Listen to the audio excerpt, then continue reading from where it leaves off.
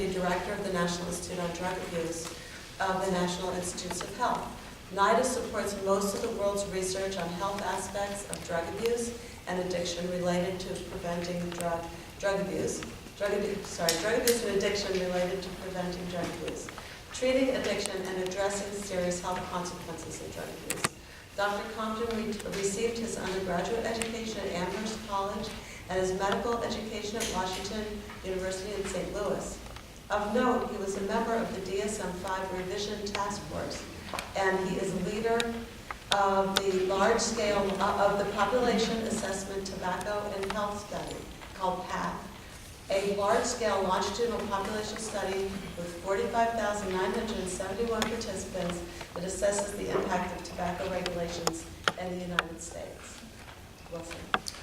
Thank you very much, Danny. It's a pleasure to be here this afternoon and to follow our partners in the foundation world in terms of some of the wonderful work that they're doing and how it both builds on and takes advantage, and we can sometimes take advantage of each other's resources and expertise. And I had a few things I wanted to say, but I also was reflecting on some of the comments I heard already. And the first was, do no harm. And unfortunately, in the prevention area, that has not been the case always. At a minimum, there are times when harm can be done because we spend resources on something that won't do anything, so there are opportunity costs. But then there can be more direct iatrogenic issues, like in terms of bringing troublemaking youth together so that they can learn better troublemaking activities from one another. But even in the area of drug abuse prevention, we think about some of the early drug education programs in the 1970s. They started out for a really wonderful motivation. All these kids were smoking marijuana and beginning to use drugs, and parents were understandably concerned about that. So they thought, we'll educate them about the dangers and harms. Now it sounds like sort of a crazy thing to do because we know it isn't effective. But at the time it was a very reasonable approach, but it was implemented on a widespread basis without much data. Among others, NIDA has been proud to support the data that both debunks existing programs when they can be shown to be ineffective or in some cases actually iatrogenic and causing more of the behaviors we're trying to prevent. But also over time to develop many interventions that do show different levels of efficacy or effectiveness. As we built that scientific basis for implementing prevention programs in communities and around the country, the next step was, all right, we have these sort of freestanding interventions, some of which work, some work better than others, some work for certain problems and not others. How do you get communities to implement them?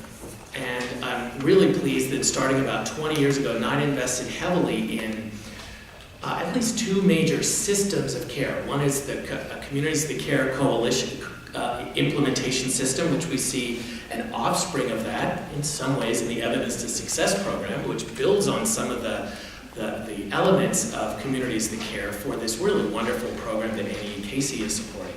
And also the Prosper program, which is that built on the cooperative extension service agents all around the country to use them as a target for developing community coalitions and then using that coalition again to select from among the evidence-based approaches for implementing effective prevention interventions.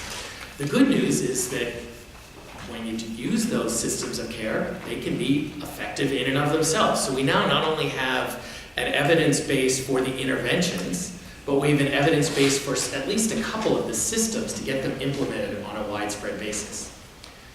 Now, what I don't quite see is the willingness and support for moving from that evidence base to the taking them to scale.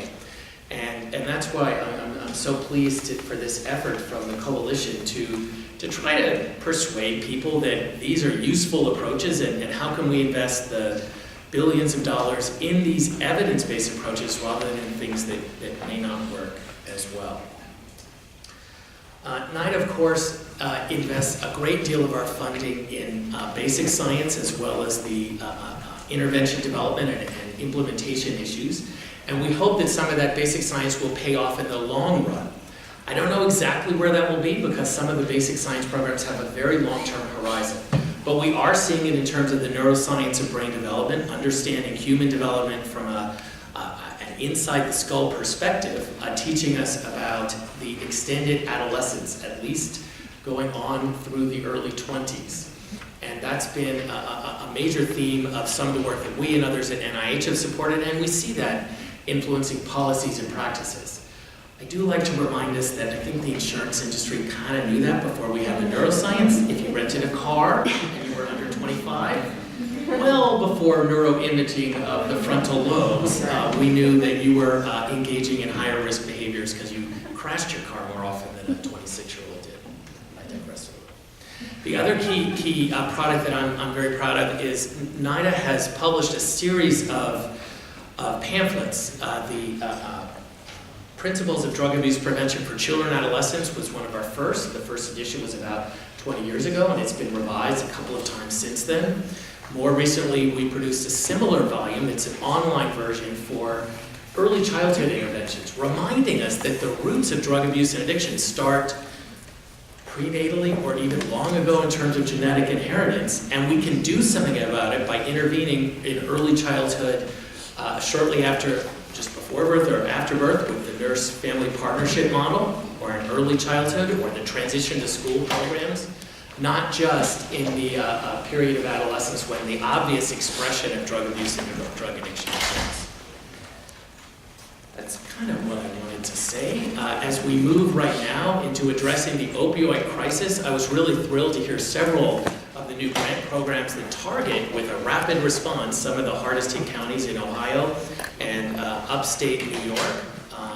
There are many parts of our country that have been impacted. Actually, all parts of the country have been impacted, but it has hit some neighborhoods and communities harder than others. And I think that's one of the features of drug abuse and drug addiction, that we are fundamentally a neighborhood and community-based set of issues. And so the solutions need to be both at the individual level in terms of interventions, but be implemented at a community level for them to be effective.